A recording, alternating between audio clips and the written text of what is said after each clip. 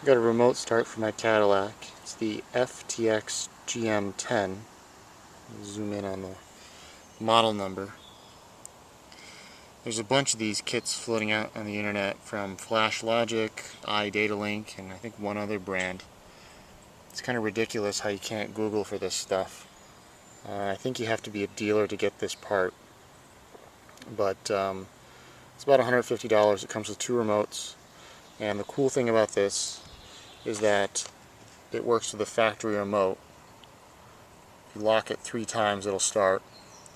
And you get the extended range remotes, which work up to 1,500 feet, which is quite nice. So once you install this kit, you could have 4 remotes working with remote start.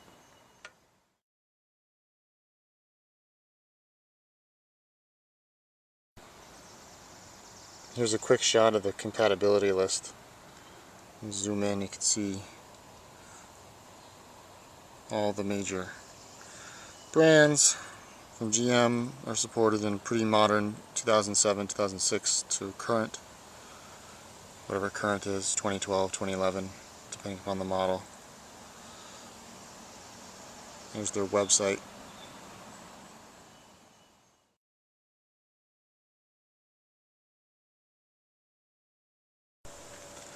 So I didn't take any pictures or video of the installation because it's really easy. But my 09 CTS, you have to clip in the wiring harness. The wiring harness doesn't require any splicing. So all you need to do is right under the steering wheel there are several bolts, and there's a picture of one and another one there, and what ends up happening is this part comes out, this part comes out, and it separates from the upper part here. And there are 2 wire clips, one here and one here, that the wiring harness comes in, and then you run it down here, and there's a module that you zip tie in, and you zip tie the wire to make it nice and neat. And then I ran the antenna wire over here, and then inside of the panel here, there's the antenna is running right here, and that's it.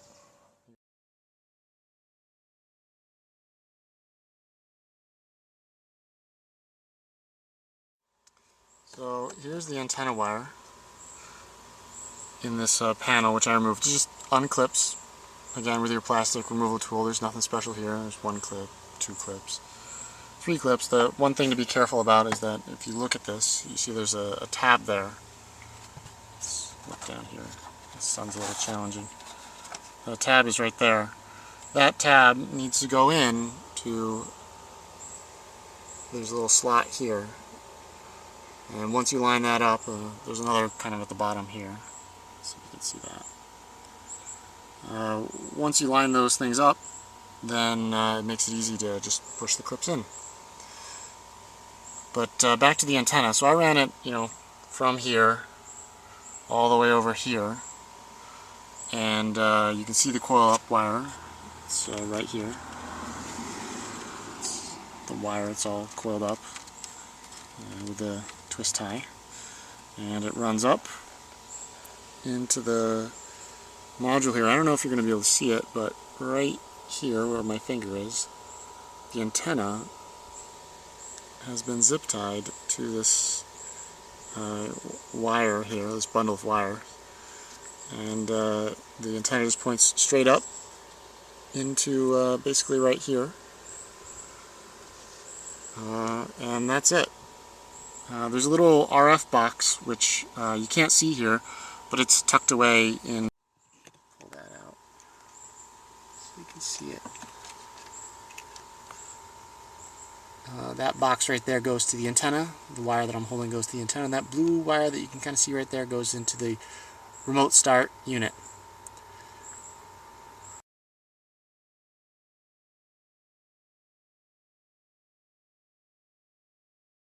You have to flash the machine, the little box, twice so it learns your key, but after you do that it's about a 10-minute install, and then 20 minutes of trying to find the best place to run the antenna. Some people run it up at the headliner, but the antenna is kind of large, and I don't need that. So anyway, once you get everything installed, you have your remote with unlock, lock, trunk, and start.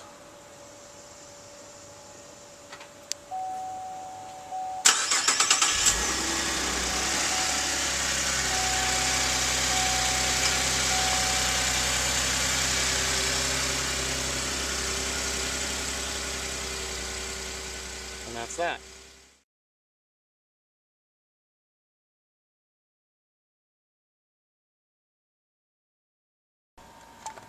Thought I'd show you how to remove the lower kick panel. It's 3 screws. You look on the driver's side. Underneath here you can see the hood release, and here's the parking brake release. If you go down, you'll find one. There's your OBD connector. 2, and then a 3rd over here. Just regular Phillips screws. If you take those out, then this entire plastic piece here just falls out, and you're able to access everything that you need to look at the box if you have to do any configuration. Or once the lower kick panel is removed, you want to remove the knee bolster area here. It's pretty simple. It's just held in place with clips. Clip on the side and the top, and I think 1 or 2 down here on the right side, and right there especially. It just kind of pulls out. If you have to use any leverage, make sure you use a plastic removal tool. You can get a kit on Amazon for like, I don't know, $5 with Prime. Maybe a little bit more, doesn't really matter. But once you got it removed, you then remove this steering cowl, like I said before, and you just run the wires and zip tie everything in. And then you run the antenna wire over to the left here.